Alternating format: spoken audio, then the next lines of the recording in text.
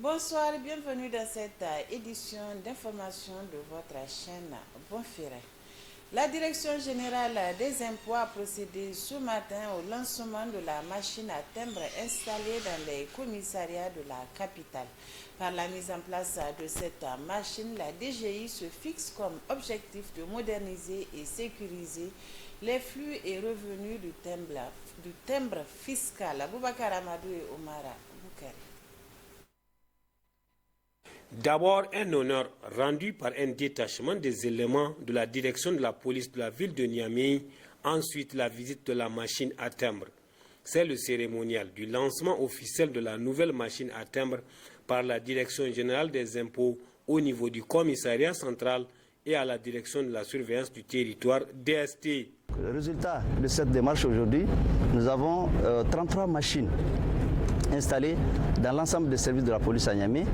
Et surtout, aussi récemment, on a installé aussi au commissariat de police de Gaïa, à l'intérieur du pays.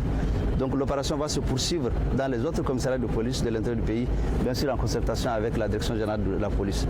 Donc nous sommes deux administrations publiques, au service du public, au service de la sécurité aussi, parce que là c'est la sécurité publique, mais aussi une mission de recouvrement des recettes qui vient s'adjoindre. Et donc en cela, je pense que c'est une bonne chose pour notre pays. Alors pour l'instant, on va faire une utilisation parallèle de deux séries de timbres. Le temps qu'on s'assure que le système il est disponible partout. Donc je pense que ça peut prendre un peu de temps parce que ce sont des machines qui sont, c'est un approvisionnement qu'on fait par exercice budgétaire. Ça va être progressif. Dès qu'on s'assure que la machine électronique est partout, est disponible dans tous les tribunaux, dans tous les commissariats de police, dans tous les services de l'État ou même dans les cabinets de notaires, nous envisageons d'installer ces machines-là pour qu'elles soient disponibles partout. Donc, en mettant en place ce système d'information au service de la sécurisation, de la traçabilité et de la collecte du timbre fiscal, la DGI veut garantir la sécurisation du timbre fiscal aux usagers. Nous avons dit que la garantie que nous donnons aux entreprises, c'est la sécurité du timbre par rapport aux actes civils et aux actes judiciaires qu'ils sont amenés à poser tous les jours. Lorsque c'est un timbre électronique qui est apposé, je vous dis la différence par exemple, en ce qui concerne le timbre papier, si vous venez au commissariat de police, vous prenez un timbre papier, on met, après on décolle, on ne sait même pas qui a mis ça. Alors qu'avec le timbre électronique, non seulement la quantité du timbre sort, mais aussi et surtout le service de police qui vous a donné le timbre aussi sort les références à la police. Donc ce qui fait que pour les entreprises, il y a des garanties de sécurité. Pour les citoyens aussi, c'est toujours la sécurité et surtout la facilité avec laquelle on peut avoir. Maintenant, pour l'État, c'est la sécurisation des recettes fiscales. Parce qu'aujourd'hui, nous avons sur plusieurs années plus de 4 milliards de stocks de timbres fiscaux non apurés. Pourquoi? Parce que justement, il y a des circuits parallèles de distribution des timbres qui se sont développés, qui font en sorte qu'aujourd'hui, on ne peut pas maîtriser. Dans tous les pays, il y a eu cette évolution. Bien sûr, donc nous aujourd'hui nous sommes alignés à cette évolution. Ça fait bientôt presque un an que nous sommes pour parler avec la DGPN. On a fait tous les tests techniques nécessaires pour s'assurer que les opérations marchent. À travers la machine à timbre, la Direction générale des impôts se fixe comme objectif de moderniser et sécuriser les flux et revenus du timbre fiscal. Rencontrer les partenaires techniques et financiers, présenter le plan d'action annuel, telles sont les principales articulations de cette rencontre de ce matin. La mise en place en mai 2022 de ce réseau vise à sensibiliser les femmes FDS par les participations aux actions régaliennes, mais aussi sensibiliser les jeunes filles pour leur participation aux différents concours. Les explications avec Balima Bourema et Luc Ouga. Pour cette première activité officielle, le bureau du réseau des femmes FDS l'a vu comme une prise de contact avec les différents partenaires afin de leur présenter le plan d'action.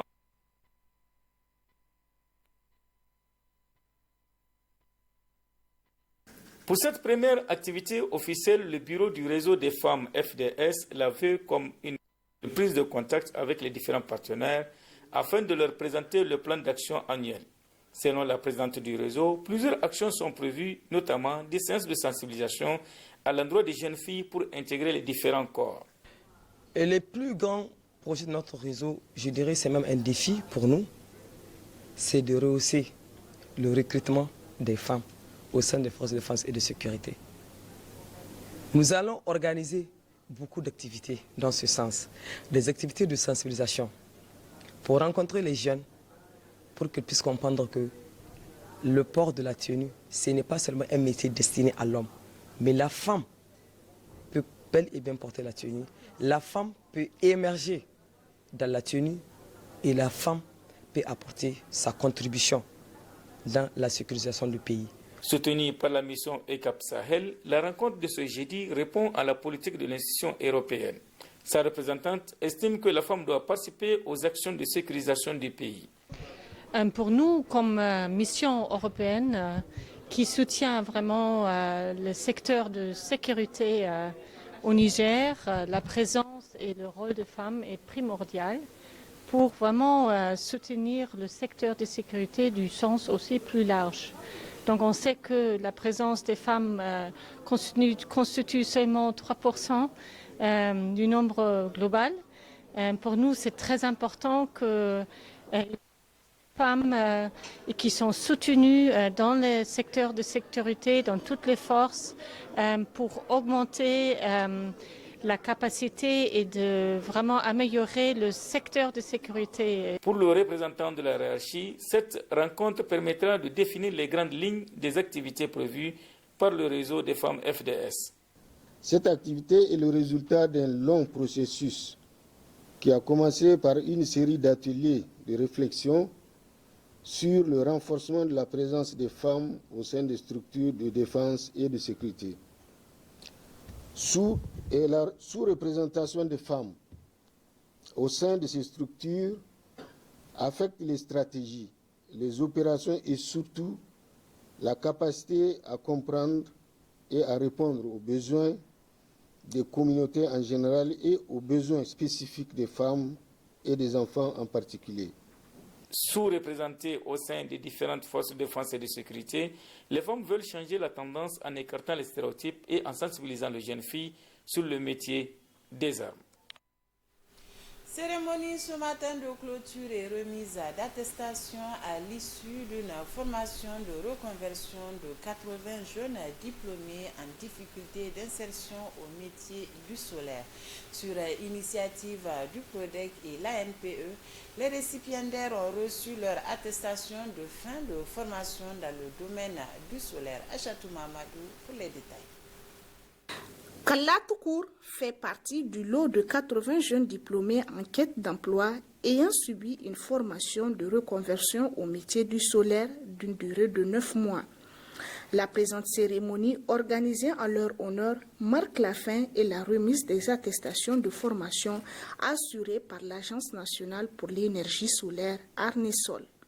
Nous continuons les efforts pour ceux qui n'ont pas encore été insérés dans les entreprises.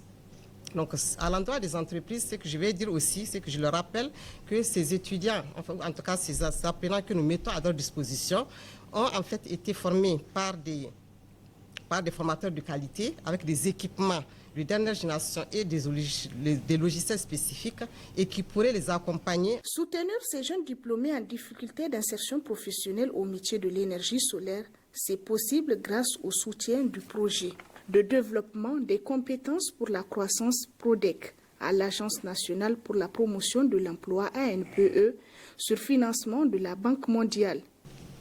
J'attire votre attention sur le fait que vous devez mettre du sérieux pour valoriser les acquis de cette formation et, comme elle l'a si bien dit, soit vous insérez à votre compte, soit vous faire embaucher par les entreprises qui font le solaire. Le contrat de reconversion de l'Agence nationale pour la promotion de l'emploi ANPE a pour objectif de donner de nouvelles compétences aux demandeurs d'emploi en difficulté d'insertion professionnelle. Je voudrais saisir cette opportunité pour lancer un appel pressant aux entreprises de l'énergie solaire pour faire recours en cas de besoin à cette main-d'œuvre nationale bien qualifiée, soit à titre d'employé, soit en tant que prestataire.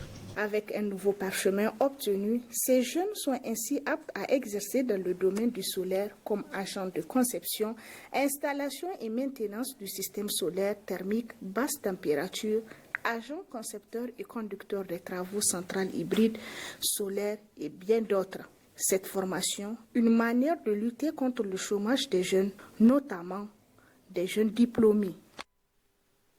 La Team Europe soutient le Niger à travers de multiples programmes et initiatives. Donc, dans le cadre des célébrations de la quinzaine de l'Europe, le Centre culturel franco-nigérien Jean Rouch a invité le public à un voyage en photographie des actions illustrant la richesse de l'engagement du partenariat entre l'Union européenne et le Niger. Sur place, plusieurs expositions photos et bandes dessinées ont émerveillé le public. Ablaziz Mamadou et Lucas Ouga. Cette exposition, un projet collaboratif des membres de la Team Europe au Niger, est organisée par le photographe nigérien Tagaza Jubo qui a documenté le pays pour des médias internationaux et pour des agences des Nations Unies, des collectivités territoriales ou partenaires bilatéraux du Niger depuis 30 ans. En cette semaine célèbre de l'Europe, mes remerciements vont vers à l'équipe du CCFN, à sa tête le directeur Jean-Michel, qui m'a accueilli en bras ouverts depuis le premier jour quand je suis venu le voir. Et je ne m'attendais pas parce qu'on avait le temps qui était serré. Et tout de suite, il a accepté notre proposition. Ainsi, dans le cadre de la célébration de la quinzaine de l'Europe, le Centre culturel franco-nigérien Jean Rouch a invité l'assistance à un voyage en photographie à la découverte des réalisations importantes et des actions significatives illustrant la richesse de l'engagement du partenariat entre l'Union européenne et le Niger. Une exposition qui témoigne de la diversité des champs d'intervention, des initiatives, des actions et des projets des membres de la Team Europe au Niger. Mais mon rôle ici sera plutôt de souligner la qualité des œuvres photographiques exposées. Et puisque nous célébrons aussi l'année des compétences, l'année européenne des compétences, comme vous le savez, c'est de relever le professionnalisme des auteurs de ces photographies. Ces photographes qui, en l'occurrence, ont certes ici répondu, vous le comprenez, à une commande, mais qui sont aussi pour beaucoup d'entre eux, les présents ce soir, des créateurs, qui mènent des projets artistiques personnels. Mais nous avons tenu aussi à passer un autre message, et c'est un message de la culture. La culture rapproche les peuples, la culture justement au vu de nos héritages historiques, de notre voisinage, puisque le Niger demeure le voisin du voisin. Nous sommes imbriqués par des liens humains, par des liens historiques, par des liens culturels. Nos cultures s'influencent mutuellement, et donc c'est un petit peu le message qu'on voulait passer aujourd'hui. L'approche Team Europe est née en 2020 comme réponse de l'Union européenne à la Covid-19. Cette exposition photo est suivie d'une autre exposition, celle des bandes dessinées de l'italien Giorgino, une méthode appréciée par les partenaires.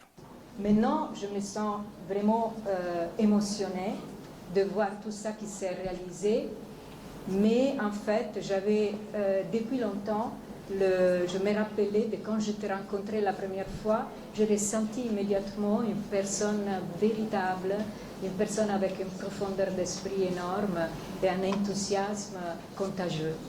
Donc, bonne visite à tous et merci Virginia si tu veux dire quelque chose. Merci bien évidemment à tous ceux qui ont permis cette journée. Ces images exposées décrivent les interventions des deux initiatives de la Team Europe en cours au Niger. Paix, gouvernance, droit et Niger Génération Future. Ce projet photographique s'intègre dans une série d'événements qui seront proposés au cours du mois de mai. Il atteste la forte implication de l'Union européenne aux côtés de l'État du Niger pour la réalisation des objectifs de développement socio-économique. À Talagué, dans le 4e arrondissement communal de Niamey, à la lisière de la ceinture verte, un gigantesque dépotoir d'ordures menace des écoles et indispose les populations riveraines. C'est à croire que les autorités municipales ont abandonné l'une de leurs missions essentielles, l'enlèvement des ordures. Le constat avec Abdrahman Moussa Issa. Droit, comme son nom l'indique, c'est à Taladje, l'un des plus importants quartiers du 4e arrondissement communal de Niamey, la capitale. Le Koleido parce qu'un groupe d'écoles primaires et préscolaires publiques y est installé depuis des lustres. Ici, des milliers d'enfants âgés de 3 à 12 ans cohabitent dangereusement avec les déchets et des ordures malsaines de toutes sortes. Des milliers, voire des centaines de milliers de tonnes d'ordures ménagères venues du quartier, quotidiennement déversées ici depuis plus d'une dizaine d'années. Quand ce n'est pas le vent qui transporte ces déchets plastiques et autres à l'intérieur des écoles, c'est la poussière chargée de microbes et de substances nuisibles qui est inhalée par ces jeunes enfants exposés malgré eux. À côté, un château d'eau, un service de lavage auto, quelques vendeuses, bref, la vie à court malgré tout. Mais le plus gros risque, c'est dans quelques semaines, voire dans seulement quelques jours, quand les grandes pluies vont commencer. À cause de ce dépotoir sauvage, haut comme une colline, l'eau de pluie va occuper tout l'espace environnant jusqu'à la lisière des habitations proches. L'eau de ruissellement venue du quartier à travers ce petit sillon, conduit d'eau improvisée, se heurte déjà à l'immense tas d'ordures qui a eu le temps de se consolider avec les années qui passent. Seule solution, enlever cette montagne d'ordures et au plus vite. C'est le travail de la ville, c'est le job du maire central de Niamey. Selon les riverains, avant au moins chaque année, l'on venait enlever de temps en temps un peu de ces ordures. Mais ce n'est plus le cas depuis 2 ou 3 ans.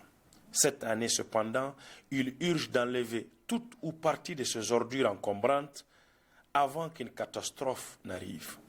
Les populations, elles, en même temps qu'elles scrutent déjà avec appréhension le ciel chaque jour, redoutant l'arrivée d'une pluie désastreuse si rien n'est fait, ils scrutent aussi l'horizon dans l'espoir d'apercevoir un matin, pas très lointain, les gros engins de la mairie s'ébranler pour venir les débarrasser de ce voisin encombrant et nuisible.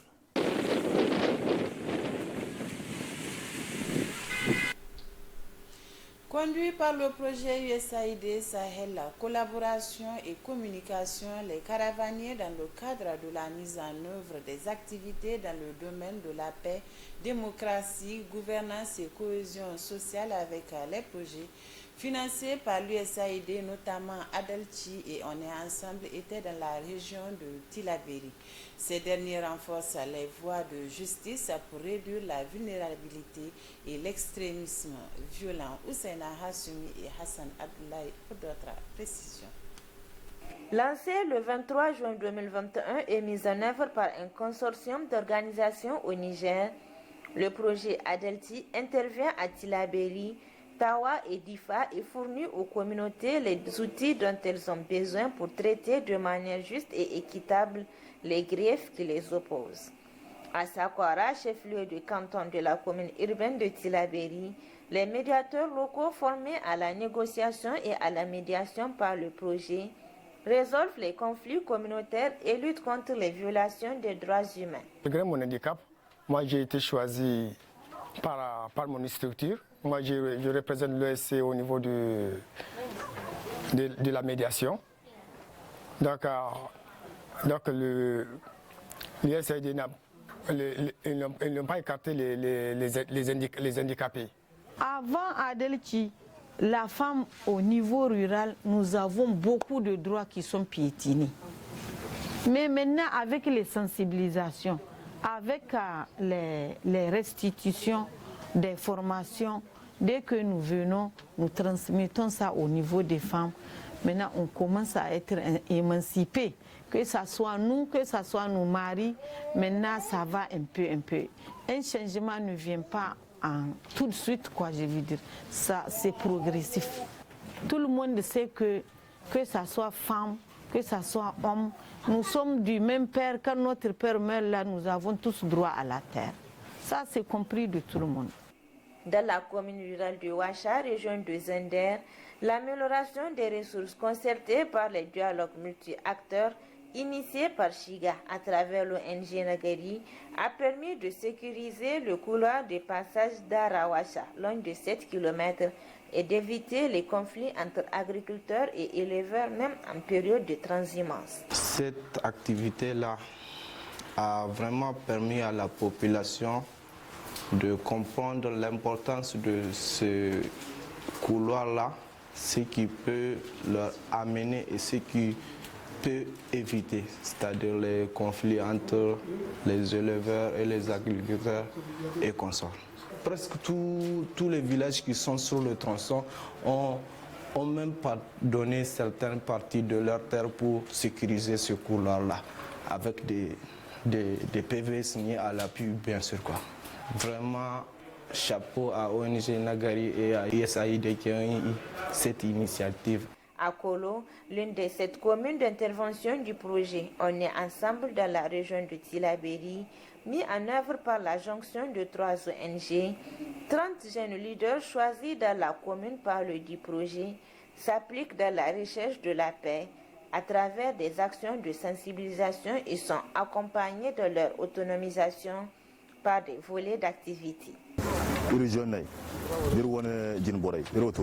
Nous avons mené plusieurs activités conjointement avec les autorités de notre commune. Nous sensibilisons les femmes sur les conflits qui naissent autour des puits entre éleveurs et agriculteurs, les scolaires et leurs enseignants sur le maintien de la paix et l'éducation. Nous avons aussi organisé des tribunes pour la cohésion sociale et la coexistence pacifique à l'endroit des politiciens. Nous avons enregistré beaucoup de succès et bénéficions d'un appui pour des activités génératrices de revenus. Globalement, c'est un plus pour nous d'abord et notre communauté, surtout sur la cohésion sociale.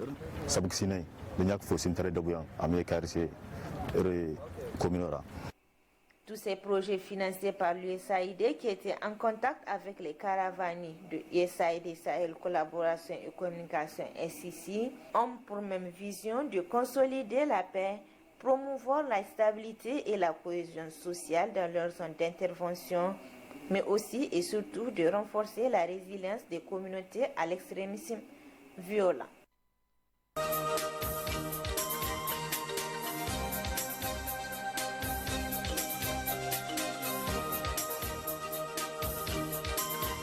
Retour de votre chronique, la une des journaux avec Moustapha Abdrahmane Zongoma. Moustapha, bonsoir. Qu'est-ce qui fait la une des journaux cette semaine? Bonsoir Aminata, Yaya Mega. Cette semaine, c'est le rebondissement dans l'affaire Uranium Gate qui a été repris par la plupart de nos confrères avec comme centre d'intérêt Issoufou Mahamadou, l'ancien président de la République du Niger. Et sur le sujet, le journal Le Canard en furie estime que c'est un véritable coup de massue qui a été asséné par Africa Intelligence à l'ex-président Issoufou Mahamadou. Les révélations accablantes d'Africa Intelligence portent sur la sulfureuse affaire dite Uranium Gate, une transaction secrète de vente de 2500 tonnes d'uranium menée par Massaoudou Assoumi, directeur de cabinet du président Issoufou Mahamadou à l'époque des faits, et des grands patrons d'Areva devenus depuis Orano. L'article s'appuie sur une série d'enquêtes menées par des investigateurs américains et français sur l'affaire, lesquelles enquêtes ont pu établir le fait que l'ancien président Issoufou Mahamadou a perçu des rétrocommissions dans la transaction à travers un nom de code secret appelé T3. Il s'agit de 2 versements, le premier chiffré à 2,3 millions de dollars US effectués sur un compte ouvert dans une banque à Dubaï sous le nom de code T3 et le second d'un montant de 800 000 € effectué toujours au profit du pseudonyme T3. Cette fois-ci dans une banque genevoise, selon l'enquête. Difficile de mettre en doute ces révélations à partir du moment où la transaction s'est bel et bien déroulée. Massaoudou Assoumi l'a reconnu d'ailleurs à l'époque en banalisant l'affaire, considérant même que les Nigériens devraient plutôt s'en réjouir parce que la transaction leur a permis de gagner un joli paquet d'argent sans rien faire. Ces nouvelles révélations sur l'affaire Uranium Gate sont un véritable coup de massue pour le récipiendaire du prix Mo Ibrahim, Issoufou Mahamadou, qui est d'ailleurs rentré le jeudi 4 mai dernier de Nairobi où il s'était rendu pour recevoir le prix Mo Ibrahim, sacrant les chefs d'État du continent qui ont excellé dans la promotion de la démocratie et la bonne gouvernance dans leur pays. Ses partisans ont d'ailleurs voulu lui réserver un accueil triomphal en se mobilisant massivement à l'aéroport de Niamey, mais l'initiative n'a pas pu prospérer suite à une note du nouveau président du PNDS Taraya, Fumoko Gado, qui a annulé la mobilisation. Malgré tout, le confrère nous apprend que des groupuscules de militants roses ont tenté vainement l'action de l'aéroport avant de se transporter à son domicile pour le congratuler et lui reconforter le moral suite au choc qu'il a dû avoir avec ces révélations gravissimes le concernant publiées par Africa Intelligence. La communauté internationale, qui présente Issoufou Mahamadou comme un vrai modèle de démocratie sur le continent, découvre enfin le vrai visage de l'homme, une personnalité trempée dans des affaires scabreuses, conclut le journal Le Canard en Furie de cette semaine. Le quotidien privé, l'enquêteur, lui, attend de voir l'attitude que va adopter le président Bazoum Mohamed dans cette affaire. Un Bazoum qui se trouve dans une position assez délicate. Il est évident que ces accusations tombent au plus mal pour Issoufou Mahamadou, écrit le journal L'Enquêteur d'hier mercredi. La structure de la société civile nigérienne M62 a d'ailleurs adressé une correspondance à la haute autorité de lutte contre la corruption et les infractions assimilées, la ALSIA, pour qu'elle mène des investigations en lien avec l'affaire Uranium Gate conformément à son mandat. La ALSIA va-t-elle fouiner dans l'affaire Uranium Gate? Le confrère s'interroge. En tout cas, Bazoum Mohamed, qui a érigé la lutte contre la corruption au rang des priorités phares de son mandat et qui ne rate aucune occasion pour réaffirmer sa détermination à tordre le cou aux mauvaises pratiques et dans une belle mauvaise position. Voilà le chef de l'État en face d'un dilemme cornélien. Va-t-il laisser les coudées franches à la ALSIA pour qu'elle accède à la requête du M62? Va-t-il donner un coup de frein à l'affaire? Dans le premier cas, Bazoum Mohamed pourrait s'offrir l'opportunité de renforcer sa crédibilité au sein de l'opinion nationale. Par la même occasion, il pourrait s'extraire de l'ombre écrasante de son prédécesseur que d'autres ne cessent de dénoncer. Par contre, dans le second cas, les Nigériens auront la preuve définitive que la justice est bel et bien sélective dans notre pays. Mais le journal conclut, une chose est sûre, le choix revient au président de la République. Rebondissement de l'affaire Uranium Gate, la baraka de Omar Hamidou Tchana et de Hamma Amadou, c'est le titre qui barre la une du journal Le Monde d'aujourd'hui, de cette semaine. Nul besoin de revenir sur les contours du dossier qui sont connus de tous tellement il a été disséqué depuis cette révélation gravissime qui met au centre Issoufou Mahamadou à travers un code dénommé T3, écrit le journal Le Monde aujourd'hui de cette semaine. C'est le seul fait nouveau dévoilé par l'article qui confirme qu'il y a eu une transaction louche de 2500 tonnes d'uranium qui a apporté de l'argent à notre pays et qui n'a pas pu être tracé à cette date. Les Nigériens savent désormais que le ministre Assoumi Massaoudou, à l'époque directeur de cabinet du président de la République, était en vérité en service commandé et que le principal bénéficiaire de l'opération n'est autre que l'ancien président Issoufou Mahamadou. Si c'était un montage, comme l'a laissé croire l'ancien gouverneur Zakari Oumarou pour ternir l'image de l'ex-président de la République, il est certain que le bureau exécutif national du parti Rose allait monter au créneau pour menacer les médias et les activistes des réseaux sociaux de poursuites judiciaires. Il n'en est rien jusqu'ici. Remontant à 2011, les miniers ont soigneusement écarté les deux personnalités en charge du secteur des industries extractives, à savoir le ministre des Mines, Ladan Chana, et le directeur de la Sopamine, M. Hamma Hamadou, du dossier. Les signatures apposées au bas de certains documents de la transaction sont celles du ministre directeur de cabinet Assoumi Massaoudou. Il est difficile donc aujourd'hui d'impliquer l'ex-DG de la Sopamine, Hamma Hamadou, dans le dossier, tout comme il leur est difficile d'impliquer Omar Hamidou Tchana, dit Ladan, dans l'affaire. Pour sûr, si ces deux-là ont eu à poser un quelconque acte dans la combine, ils seraient aujourd'hui présentés comme étant les principaux responsables dans cette corruption à grande échelle qui montre comment l'État est dirigé et dévoile le vrai visage des animateurs du régime de la Renaissance, se servir en priorité au lieu de servir l'État. Le journal Niger Inter Hebdo nous rapporte les résultats de l'opération coup de poing de Locretis et c'est sous le titre « La récréation est terminée ». La police nationale vient de siffler la fin de la récréation quant à l'abus et la consommation de drogue dans la ville de Niamey et ses environs, écrit le journal Niger Inter Hebdo de cette semaine. Le confrère qui nous apprend qu'une opération coup de poing dénommée Opération Stupéfiant a été menée dans la ville de Niamey par l'octrice. Un total de 220 éléments des forces de défense et de sécurité FDS, tout corps confondu, à bord de 21 véhicules ont été mobilisés pour mettre hors d'état de nuit les dealers, complices et consommateurs de drogue dans la ville de Niamey. L'opération a permis l'interpellation de 86 personnes, dont 5 filles, les saisies de 400 comprimés de tramadol, plus de 40 grammes de cannabis, plusieurs appareils chicha, des papiers Riesler, 4 motos et 3 véhicules. Dans le contexte de terrorisme ambiant, la police nationale est déterminée à en découdre avec les trafiquants de tout acabit et demande la collaboration citoyenne pour préserver notre jeunesse et stopper le financement du terrorisme par ce canal. Et puis Aminata, avant de nous quitter, ce titre du journal Le Sahel, le journal gouvernemental paru hier mercredi, et nous apprend la tenue autour du président de la République Bazoum Mohamed de la réunion du Conseil national de sécurité CNS en présence du Premier ministre, des membres du gouvernement concernés par les questions sécuritaires et des hauts responsables des forces de défense et de sécurité FDS. Le journal nous rappelle que le Conseil national de sécurité est un organe constitutionnel. Il est chargé de donner des avis au président de la République sur des questions relatives à la sécurité, à la défense de la nation, à la politique étrangère et toute autre question liée aux intérêts vitaux et stratégiques du pays. Moustapha Zongoma, merci. Merci Aminata Yayamega.